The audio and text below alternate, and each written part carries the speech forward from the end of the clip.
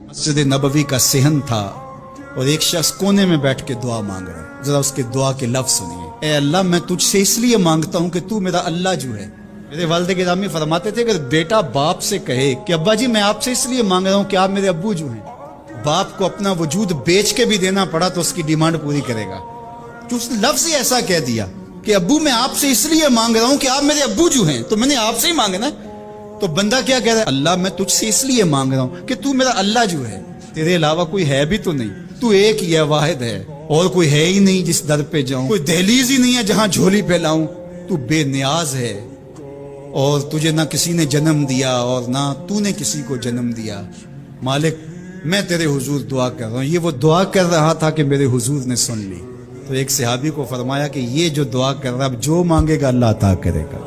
اس نے مانگا ہی اس ڈھب سے ہے, اس ڈھب سے ہے. ایک دعا اور سن لیجئے جو سیدنا علی المرتضی رضی اللہ تعالی عنہ رب سے مانگتے ہیں.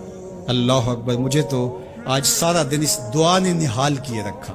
یہ دعا مانگتے ہیں تو عجیب کیفیت ہوتی ہے. اے جلدی راضی ہو جانے والے, چھیتی مان جانے والے, اسے معاف کر دے جس کے پاس دعا کے علاوہ سہارا ہی کوئی نہیں, جس کے پاس دعا کے علاوہ کچھ ہے ہی نہیں جو پیش کر سکے.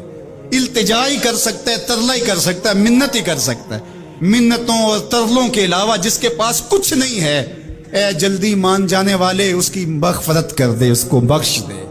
اللہ اکبر. تو وہ کریم ہے, وہ کہتا ہے میرے در پہ آؤ تو صحیح, کوئی طلب تو کرے.